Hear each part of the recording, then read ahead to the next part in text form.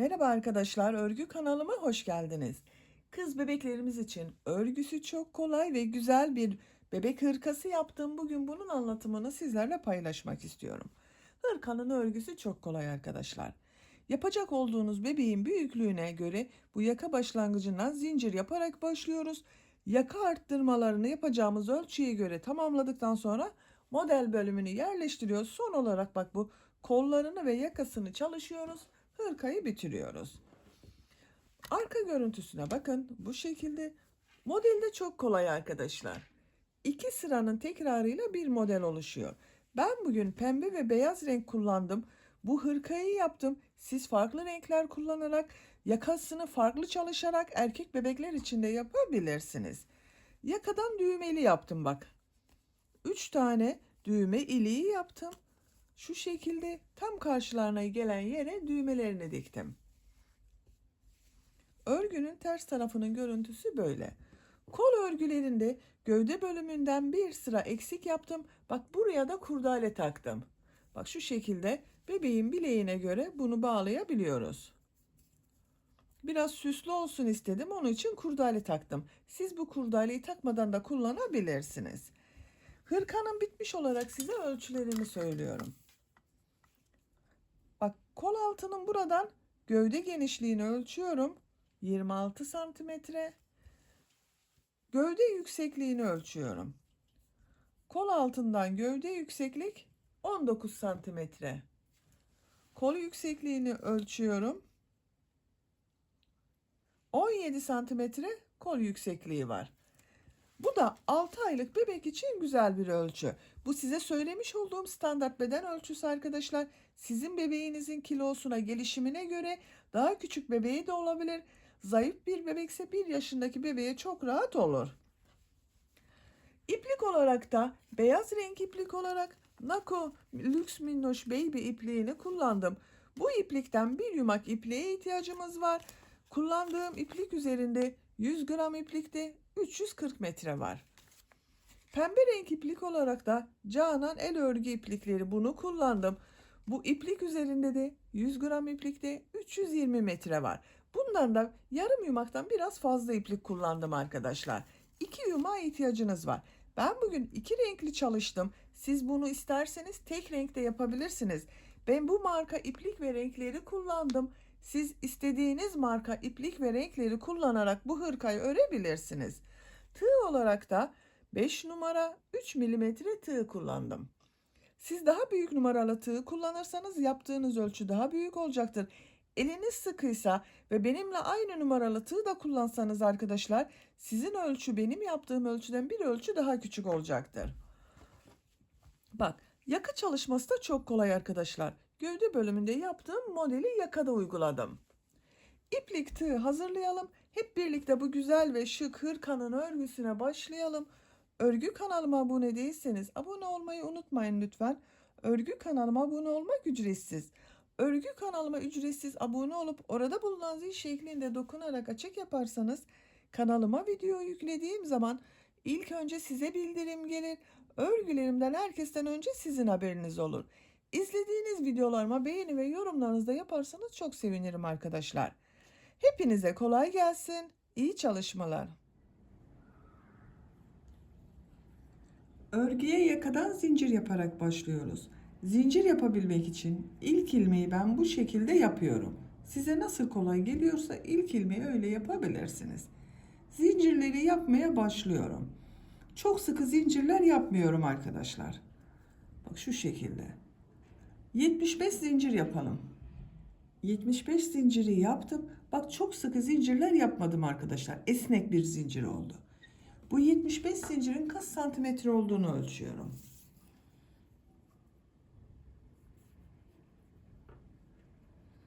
...30 santimetre bak zincir uzunluğu var. İnç olarak ölçüyorum.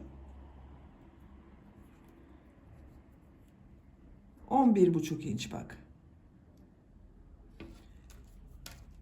Siz daha büyük çocuklar için yapmak istiyorsanız 8-10 zincir daha fazla yapabilirsiniz.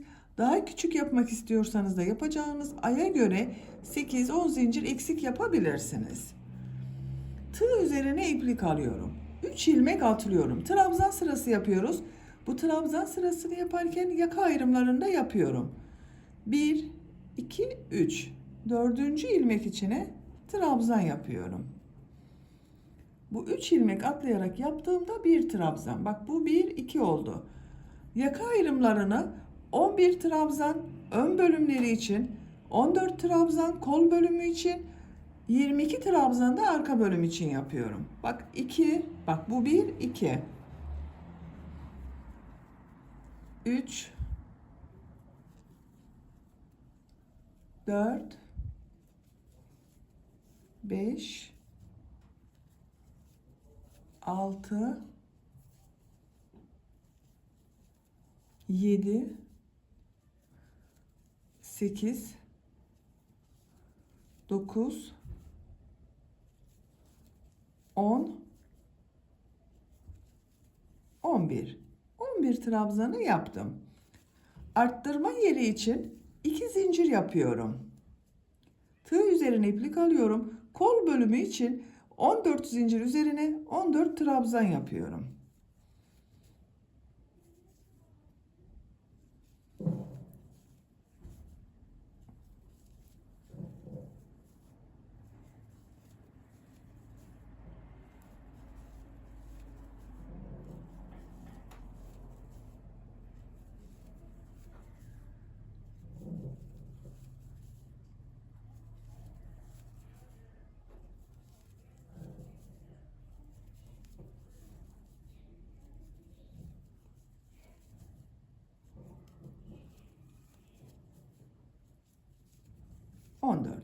Bak kol bölümü için 14 trabzan yaptım. 2 zincir yapıyorum. Tığ üzerine iplik alıyorum. Arka bölüm için 22 trabzan yapıyorum. Ön bölümü kaç trabzan yaptıysanız arka bölümü 2 katı yaparsanız iyi olur arkadaşlar. Bak 1 sayalım isterseniz. 2, 3, 4, 5, 6, 7, 8, 9,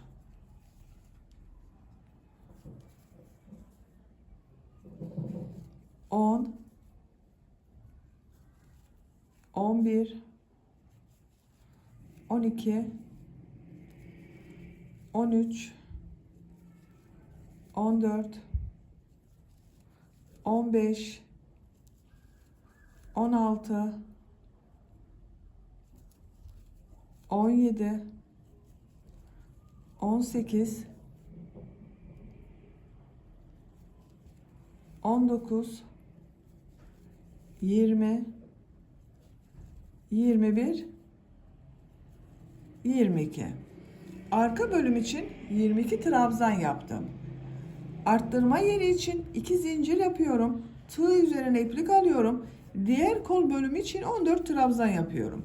Bak bu kolda 14 trabzan yaptım. Buraya da 14 trabzan yapıyorum.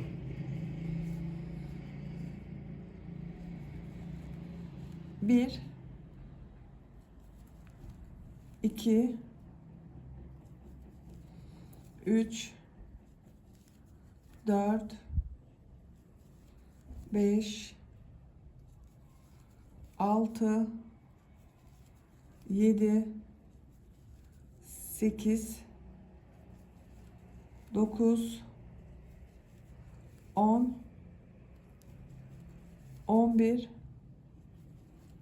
12, 13, 14. 14 trabzan yaptım. 2 zincir yapıyorum. Ön bölüm için 11 trabzan yapıyorum. 1,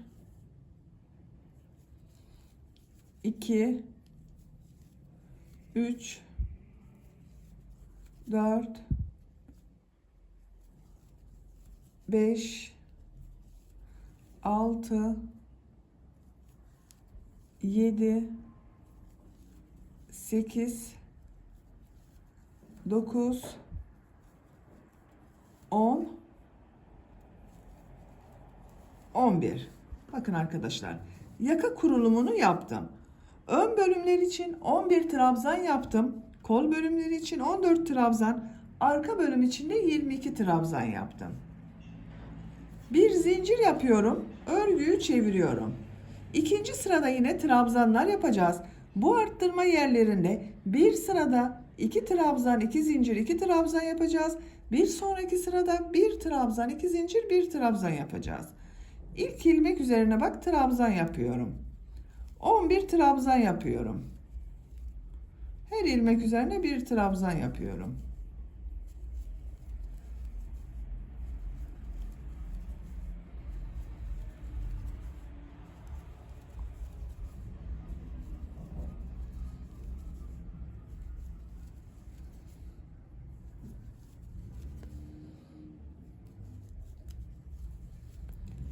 Bir trabzanı yaptım. Tığ üzerine iplik alıyorum. Arttırma yerine 2 trabzan, 2 zincir, 2 trabzan yapıyorum.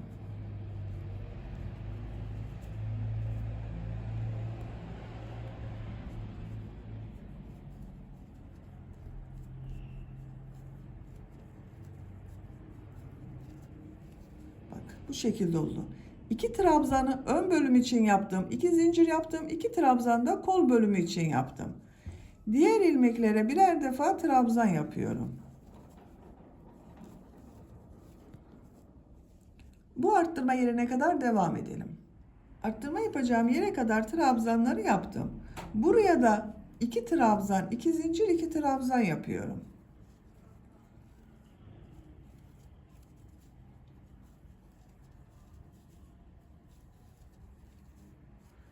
Diğer ilmeklere birer defa trabzan yapıyorum. Buraya kadar devam edelim. Arttırma zincirine kadar trabzanları yaptım. Buraya yine 2 trabzan, 2 zincir, 2 trabzan yapıyorum.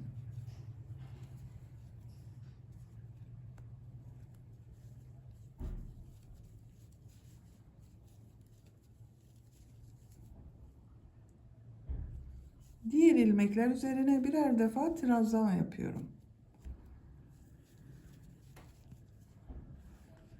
Buraya kadar devam edelim. Bu arttırma yerine de 2 trabzan, 2 zincir, 2 trabzan yapalım. Sıra sonuna kadar tamamlayalım. Sıra sonuna kadar tamamladım. Bak sıra sonunda ilk sırada 3 ilmek atlayarak yaptığım bir trabzan vardı. Onu bu son zincir üzerine tığ takarak trabzan yapıyorum.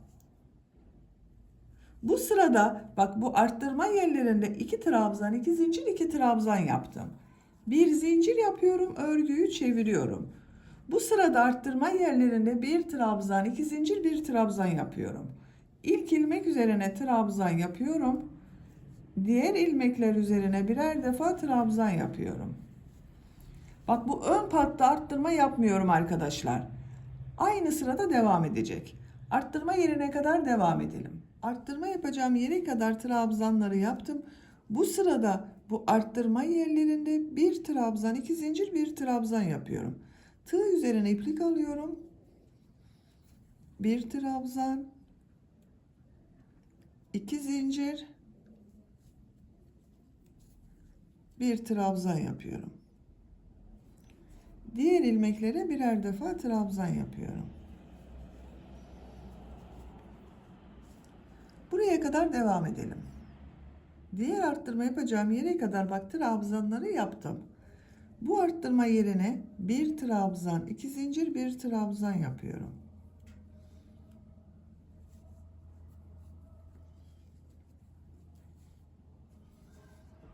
Diğer ilmeklere birer defa trabzan yaparak devam ediyorum. Bakın arkadaşlar burada da 1 trabzan, 2 zincir, 1 trabzan yaptım. Bu arttırma yerinde de 1 trabzan, 2 zincir, 1 trabzan yapalım. Diğer ilmeklere birer defa trabzan yapıyoruz. Sıra sonuna kadar devam edelim. Sıra sonuna kadar tamamladım. Bu sırada bak arttırma yerlerinde 1 trabzan, 2 zincir, 1 trabzan yaptım. Yakanın şeklini görelim. Bakın arkadaşlar, yaka şeklini almaya başladı. Şu şekilde katlıyorum. Görüntüsü böyle. 4. sıradayız. Bir zincir yapıyorum, örgüyü çeviriyorum. Bu sırada bu arttırma yerlerinde 2 trabzan, 2 zincir, 2 trabzan yapıyorum. İlk ilmek üzerine ilk trabzanı yapıyorum. Diğerlerine devam ediyorum. Arttırma yerine kadar devam edelim. Arttırma yapacağım yere kadar trabzanları yaptım. Bu arttırma yerine bak, bu sırada 2 trabzan, 2 zincir, 2 trabzan yapıyorum.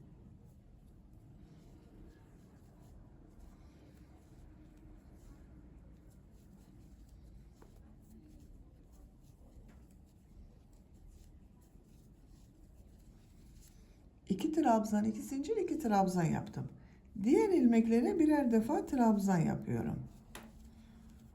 Bakın arkadaşlar. Bu arttırma yerinde, bu arttırma yerinde ve bu arttırma yerinde de 2 trabzan, 2 zincir, 2 trabzan yapalım. Diğer ilmeklere birer defa trabzan yapalım. Sıra sonuna kadar devam edelim. Sıra sonuna kadar tamamladım. Bu sırada bu arttırma yerlerinde 2 trabzan, 2 zincir, 2 trabzan yaptım. 5. sıradayım. Bir zincir yapıyorum, örgüyü çeviriyorum. İlk ilmek üzerine trabzan yapıyorum. Diğer ilmeklere de trabzan yaparak devam ediyorum. Arttırma yerine kadar devam edelim. Arttırma yerine kadar tamamladım. Bu sırada bu arttırma yerlerinde bir trabzan, 2 zincir, bir trabzan yapıyorum.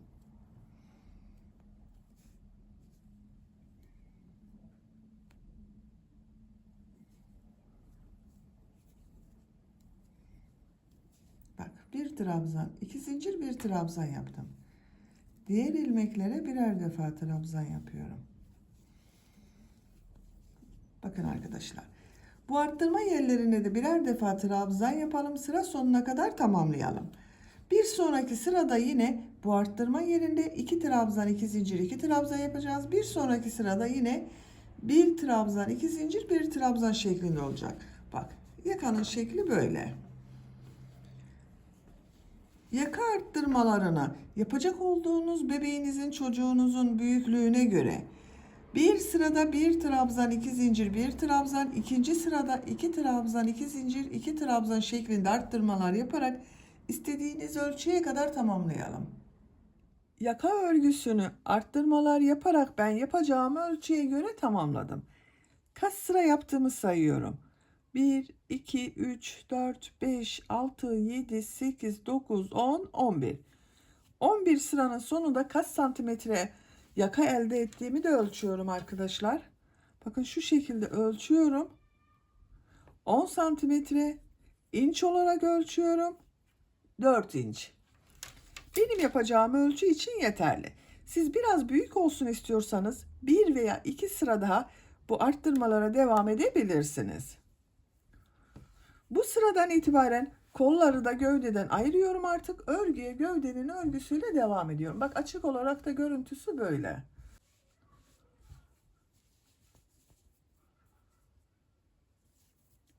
Bir zincir yapıyorum, örgüyü çeviriyorum. Trabzan sırası yapıyorum yine. Bu ilk ilmek üzerine trabzan yapıyorum. Diğer ilmekleri de trabzan yaparak devam ediyorum. Arttırma yapacağımız buraya kadar devam edelim. Arttırma yapacağım yere kadar trabzanları yaptım. Ön bölüm için arttırma yerine 2 trabzan yapıyorum.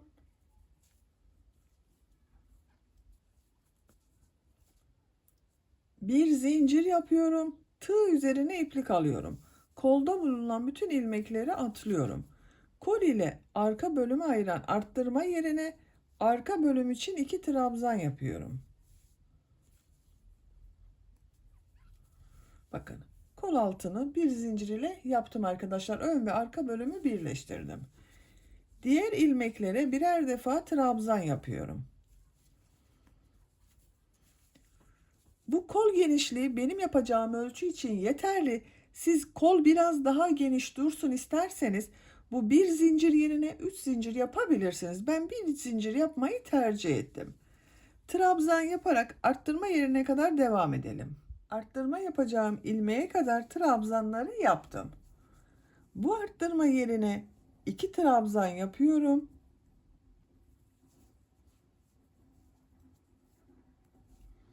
Bir zincir yapıyorum. Tığ üzerine iplik alıyorum. Kolda bulunan bütün ilmekleri atlıyorum. Kol ile ön bölümü ayıran bu arttırma yerine 2 trabzan yapıyorum. Diğer ilmeklere birer defa trabzan yaparak devam ediyorum.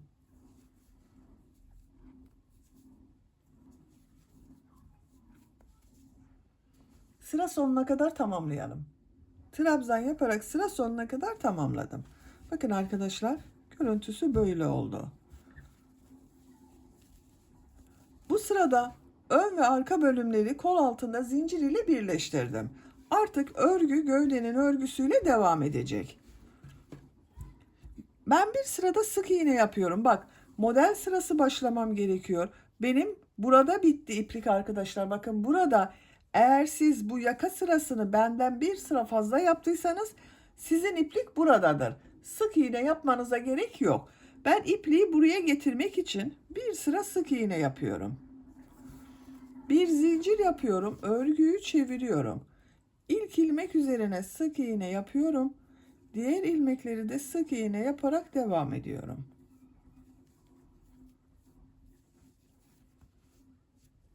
Sıra sonuna kadar devam edelim. Sık iğne yaparak sıra sonuna kadar tamamladım. Görüntüsüne bakalım arkadaşlar. Yakanın görüntüsü bak bu şekilde oldu. Bu sıradan itibaren model yerleştirmeye başlıyorum. Siz isterseniz bu başladığınız renk ile devam edebilirsiniz. Ben renk değiştiriyorum. Pembe bir iplik kullanıyorum bak. Bu şekilde pembe renk iplik kullanıyorum. Dediğim gibi siz kendi rengiyle de devam edebilirsiniz veya tercihinize göre istediğiniz renk iplik kullanabilirsiniz. İlmeğin rengini pembe renk yapıyorum. Beyaz ipliği kesmiyorum. Burada bekletiyorum. Bir zincir yapıyorum. Örgüyü çeviriyorum. Bu ilk ilmek üzerine trabzan yapıyorum. Bu sırada bu sık iğneler üzerine bir trabzan, iki zincir, bir trabzandan oluşan V şekilleri yapacağız. Tığ üzerine iplik alıyorum. Bir ilmek atlıyorum. İkinci ilmek üzerine trabzan yapıyorum. 2 zincir yapıyorum. Aynı ilmek üzerine trabzan yapıyorum. Bak, bir trabzan, 2 zincir, bir trabzan oldu. Tığ üzerine iplik alıyorum. 2 ilmek atlıyorum. Üçüncü ilmek içine bir trabzan, 2 zincir, bir trabzan yapıyorum.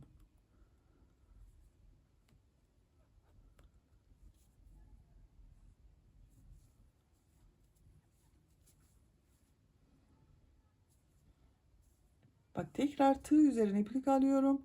2 ilmek atlıyorum. Üçüncü ilmek içine bir trabzan, 2 zincir, bir trabzan yapıyorum.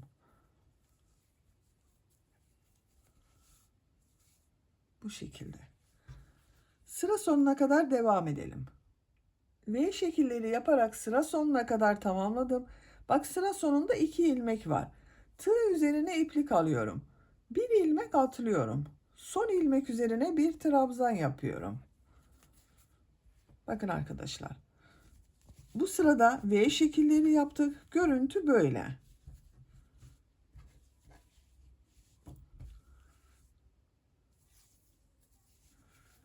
Bir zincir yapıyorum. Örgüyü çeviriyorum. İlk ilmek üzerine trabzan yapıyorum. Bu sırada bu V şekillerinin, bak, bu ilk ve ikinci trabzanları boşluktan alıp trabzan yapacağız. Ortada bulunan 2 zincir üzerine 3 trabzan yapıyorum. Bak, bu ilk trabzanı, bak, tığ üzerine iplik aldım. İlk trabzan boşluktan alıyorum. Trabzan yapıyorum. Bunu biraz sıkı yapmazsanız iyi olur arkadaşlar. 2 zincir üzerine 3 trabzan yapıyorum.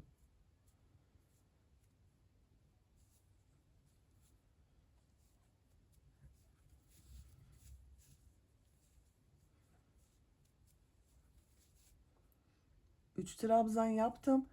Tekrar bak, tığ üzerine iplik alıyorum. Bu trabzanı boşluktan alıyorum. Trabzan yapıyorum. İlk modeli yaptık. Tığ üzerine iplik alıyorum. İkinci V şeklinin bu trabzanı boşluktan alıyorum. Trabzan yapıyorum. Tekrar bak, tığ üzerine iplik alıyorum. 2 zincir üzerine 3 trabzan yapıyorum.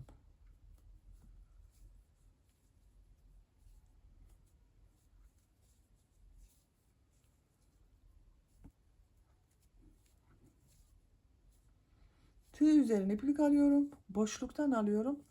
Trabzan yapıyorum.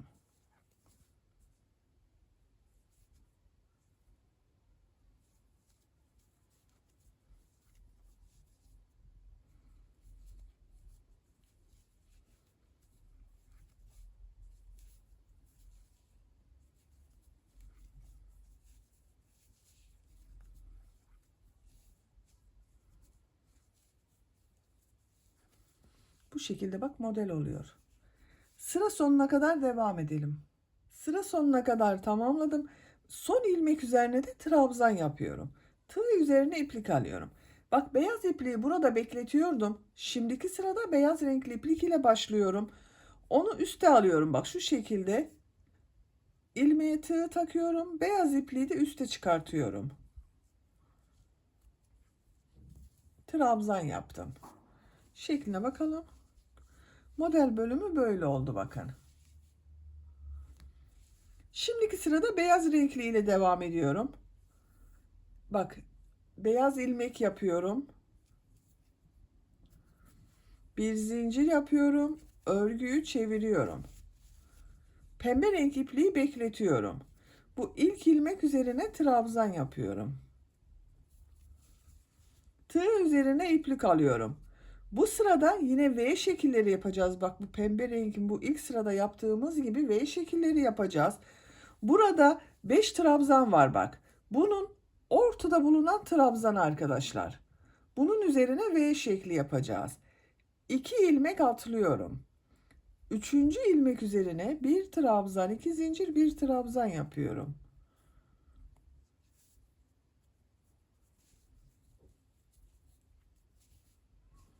Tekrar bak, tığ üzerine iplik alıyorum. Diğer modelin ortasında bulunan bak bu ilmek üzerine V şekli yapacağız. Sayıyorum. 1, 2, 3, 4 ilmek atlıyorum. 5. ilmek üzerine bir trabzan, 2 zincir, bir trabzan yapıyorum.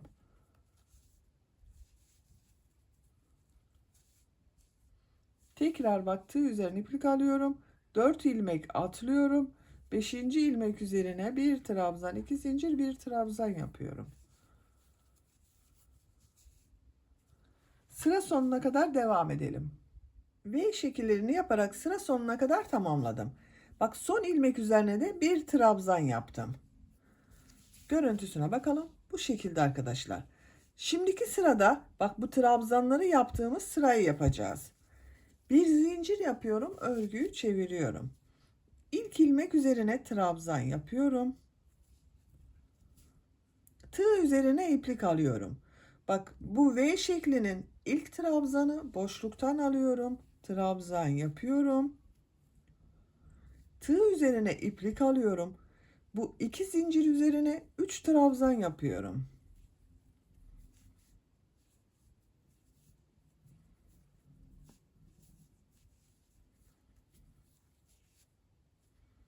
Tığ üzerine iplik alıyorum. Boşluktan alıyorum. Trabzan yapıyorum.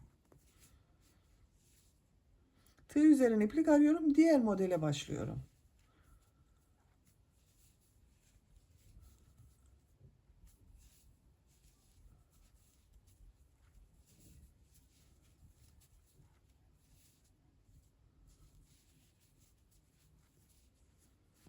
Bak, bu şekilde. Burada yaptığımızın aynısını yapıyoruz. Model bu iki sıradan oluşuyor. Bir sırada V şekilleri yapıyoruz. İkinci sırada bu V şekilleri yaptığımız trabzanları boşluktan alıp trabzan yapıyoruz. 2 zincirin üzerine de 3 trabzan yapıyoruz. Gövde bölümünün örgüsü böyle devam edecek arkadaşlar. Bu renk sıralamasını tercihinize göre istediğiniz gibi yapabilirsiniz.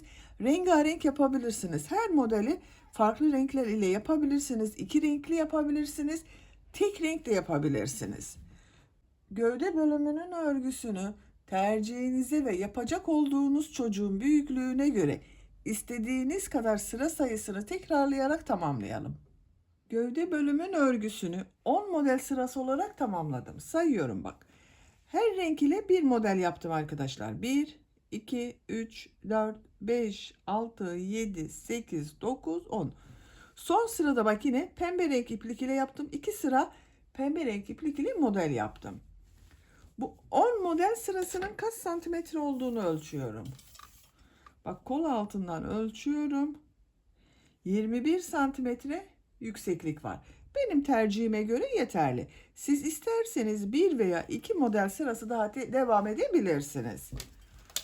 Bakın görüntüsü böyle oldu. Çok güzel kabarık bir görüntü elde ettik arkadaşlar model olarak. Şimdi bu ön patta pıtırcık modelleri yapıyorum. Bak ipliği burada bıraktım. Sağ taraf bak. Örgünün sağ tarafı burada bıraktım. Devam ediyorum. Buraya bir sık iğne yapıyorum. 2 zincir yapıyorum.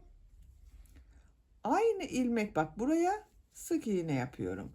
Bir sık iğne, 2 zincir, bir sık iğne yaptım. Bu ilmeği atlıyorum. Bu ilmek içine bir sık iğne, 2 zincir, bir sık iğne yapıyorum. Bir ilmek atlıyorum. Bu ilmek içine bir sık iğne, 2 zincir, bir sık iğne yapıyorum.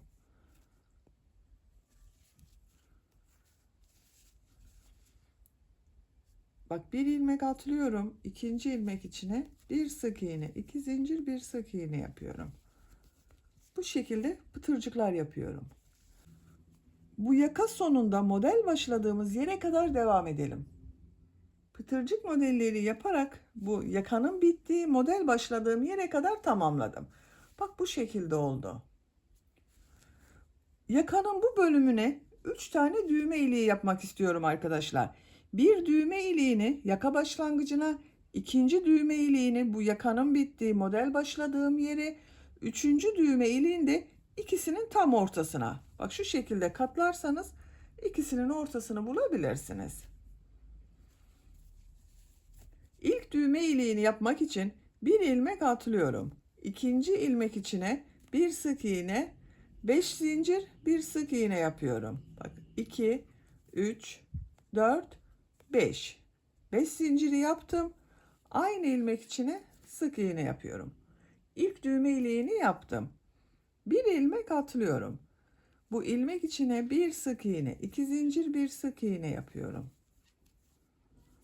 Bir ilmek atlıyorum.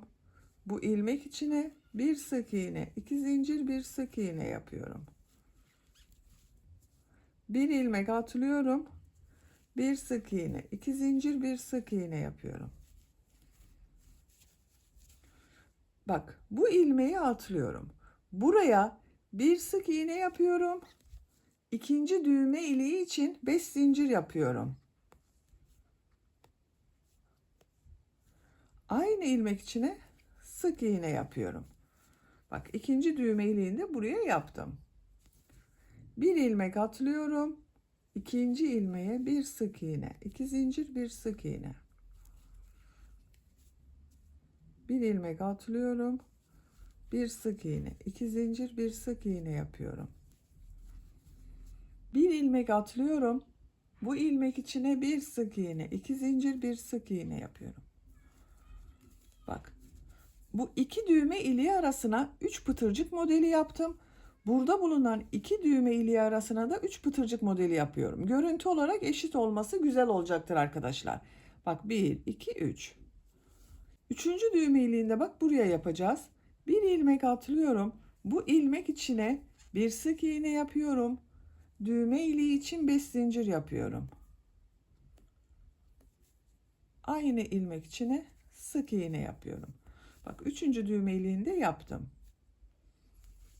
Bu ilmeğe sık iğne yapıyorum. Yaka başlangıcı olan bu ilmeğe sık iğne yapıyorum. Bak diğer tarafa da burada yaptığımız gibi pıtırcık modelleri yapacağız. Oraya geçmek için yakanın çevresinde sık iğne yapıyorum. Bak her ilmeğe bir sık iğne yapıyorum.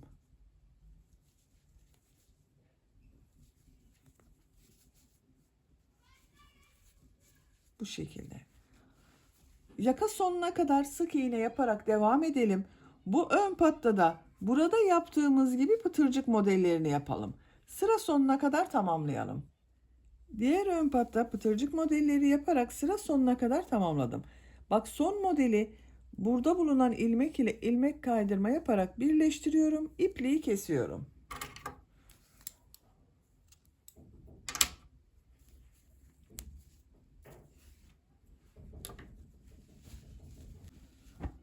Bakın arkadaşlar. Bu ön patta da burada yaptığım gibi pıtırcık modelleri yaptım. Yaka çevresinde bir sıra sık iğne yaptım. Şimdi kol örgülerinde yapalım. Kol örgüsünü yapmak için bak buradan kol altından beyaz renk iplik ile başlıyorum.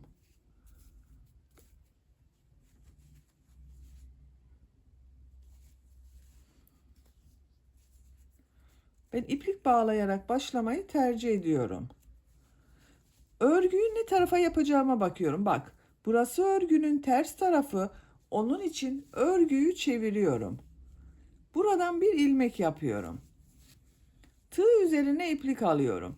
Bak, burada bulunan arttırma yerine 2 trabzan yapıyorum.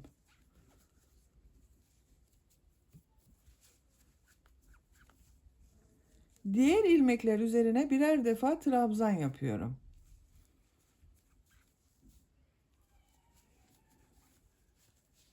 Bu şekilde. Trabzan yaparak sıra sonuna kadar tamamlayalım. Sıra sonuna kadar trabzanları yaptım. Bak sıra sonunda yine burada 2 trabzan yapıyorum.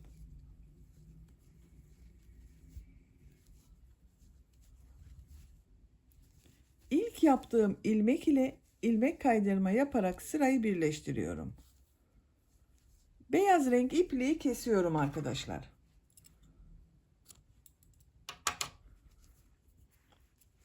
Bak. Burayı ters taraftan yapmamız arkadaşlar amacı bakın. Örgü öyle denk geldi. Farklı görünmesini istedim bu gövde bölümüyle. Şimdi pembe renk iplik ile bu modelden yapıyorum. Kol altına ilmekten başlıyorum bak.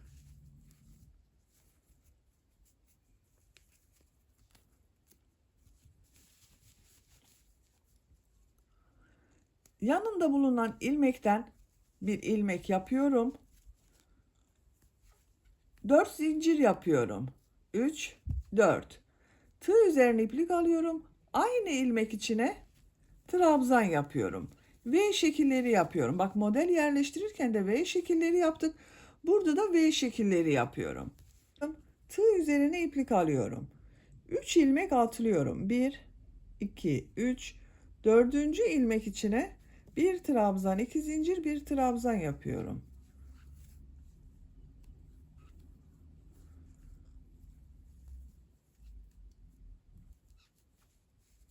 3 ilmek atlıyorum. Dördüncü ilmek içine bir trabzan, 2 zincir, bir trabzan yapıyorum.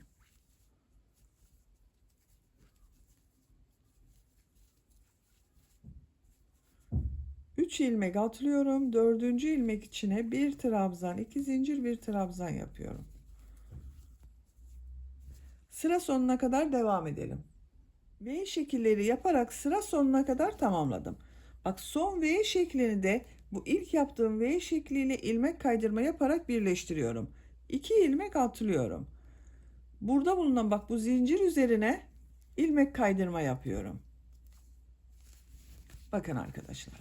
V şekillerini yaptık. Şimdi bu trabzan sırasını yapacağız. Bak 2 trabzanı boşluktan alıyorduk. Ortaya 3 trabzan yapıyorduk. Bir zincir yapıyorum. Bak şu ilk trabzanı boşluktan alıyorum. Uzun olarak trabzan yapıyorum. 2 zincir üzerine 3 trabzan yapıyorum.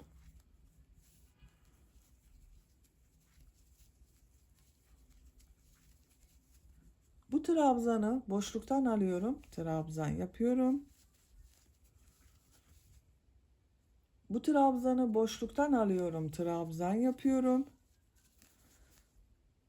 Bu 2 zincir üzerine 3 trabzan yapıyorum. Gövde bölümünde yaptığımız modelin aynısı. Boşluktan alıyorum, trabzan yapıyorum. Bakın. Burada modelin aynısı. Sıra sonuna kadar devam edelim. Sıra sonuna kadar tamamladım.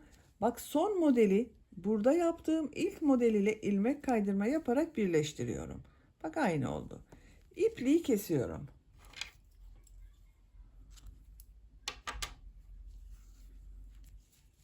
Bakın arkadaşlar.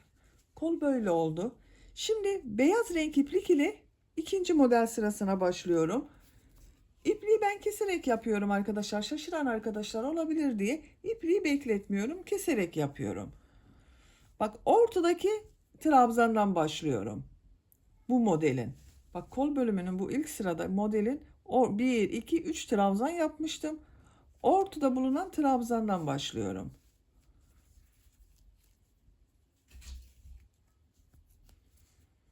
İlmek yapıyorum. 4 zincir yapıyorum. V şekli için.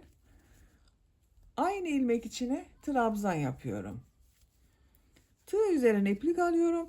Diğer modelin ortasında bulunan ilmeğe de bir trabzan, 2 zincir, bir trabzan yapıyorum. Bak kaç ilmek atladığımı sayalım. 1, 2, 3, 4 ilmek atlıyorum.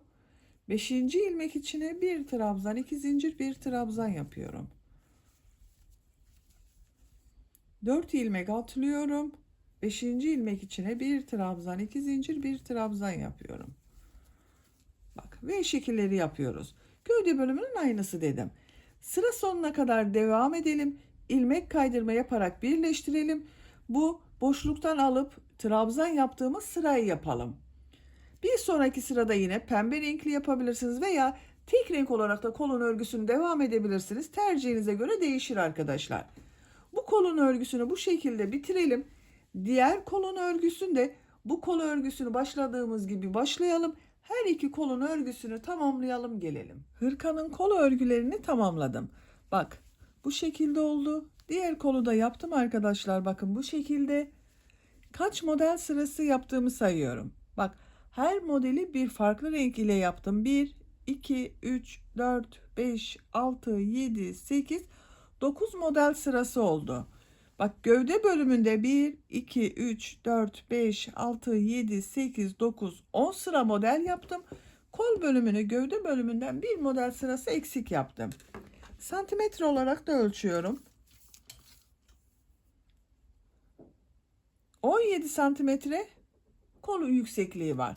Benim yapacağım ölçü için yeterli. Ben bugün bu hırkayı 6 aylık bebek için yapıyorum.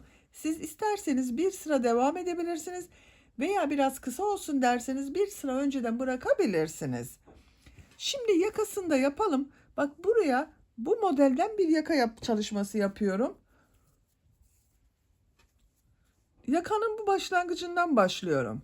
Bak şu ilmekten pembe renk iplik ile isterseniz bir defa bağlayalım, daha sağlam görünüyor. Buradan bir ilmek yapıyorum.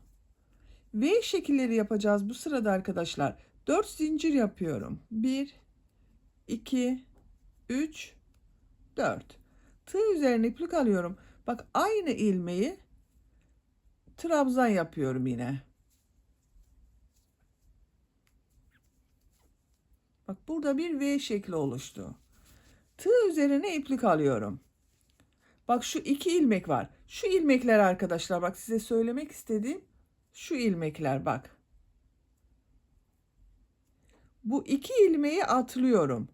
Üçüncü ilmeğe V şekli yapmak için bir trabzan, 2 zincir, bir trabzan yapıyorum.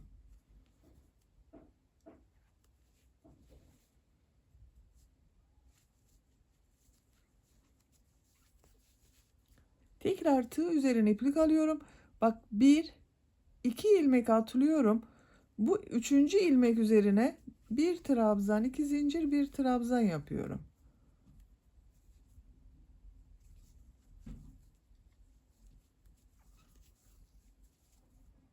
İki ilmek atlıyorum. Üçüncü ilmeğe bir trabzan, 2 zincir, bir trabzan yapıyorum.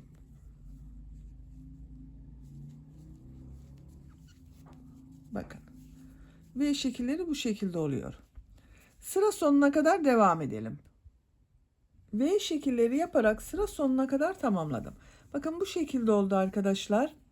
Yakanın çevresinde V şekilleri yaptım. Şimdiki sırada bu ikinci sırada yaptığımız trabzanları yapıyorum. Bir zincir yapıyorum, örgüyü çeviriyorum. Tığ üzerine iplik alıyorum. Bu V şeklinin içerisine trabzan yapıyorum.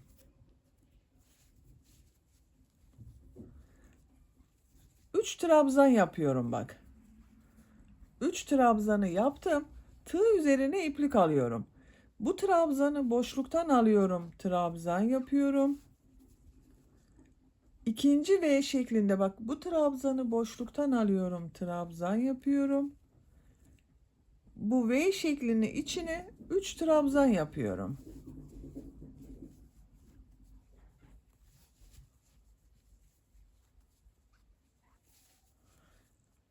Boşluktan alıyorum. Trabzan yapıyorum. Diğer V şekline de bak. Trabzanı boşluktan alıyorum. Trabzan yapıyorum. 2 zincirin üzerine 3 trabzan yapıyorum. Gövde bölümünde yaptığımız modelin aynısı arkadaşlar. Bak. Görüntüsü böyle olacak.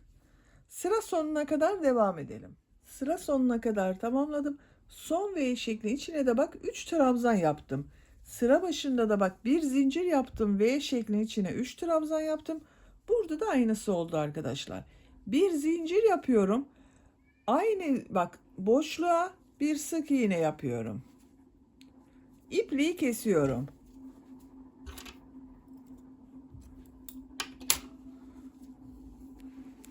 Bak bir zincir yaparak buraya sık iğne yaptım. Burada bir eğim elde ettim arkadaşlar. Bak sıra başında da aynı görünüyor. Yakanın örgüsünü tamamladım. Bak hem kolay hem de güzel bir yaka çalışması oldu. Düğmelerini de dikelim. Hırkayı kullanıma hazır artık. Bitmiş olarak size ölçülerini söylüyorum. Kol altının buradan gövde genişliğini ölçüyorum. 26 santimetre. İnç olarak da ölçüyorum. 10 inç. Yüksekliğini ölçüyorum. Kol altından yükseklik. Bak 19 santimetre. Kol yüksekliğini ölçmüştük. Tekrar ölçelim arkadaşlar. 17 santimetre kol yüksekliği var bak. Bu ölçüde 6 aylık bir bebek için güzel bir ölçü oldu. Benim bu size söylemiş olduğum standart beden ölçüsüne göre arkadaşlar, sizin bebeğiniz kilolu bir bebekse 3 aylık bebeğe olur. Zayıf bir bebekse 6 aylık bebeğe olur. Bak arka görüntüsü de böyle. Çok şık ve güzel oldu gördüğünüz gibi. Bir örgü anlatımının daha sonuna gelmiş oldum.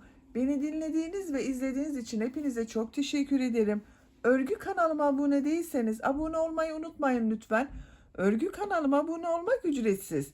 Örgü kanalıma ücretsiz abone olup orada bulunan zil şeklinde dokunarak açık yaparsanız kanalıma video yüklediğim zaman ilk önce size bildirim gelir. Örgülerimden herkesten önce sizin haberiniz olur. İzlediğiniz videolarıma beğeni ve yorumlarınızı yaparsanız çok sevinirim arkadaşlar. Sizlerle yeni örgülerde görüşmek dileğiyle. Hoşça kalın, sevgiyle kalın.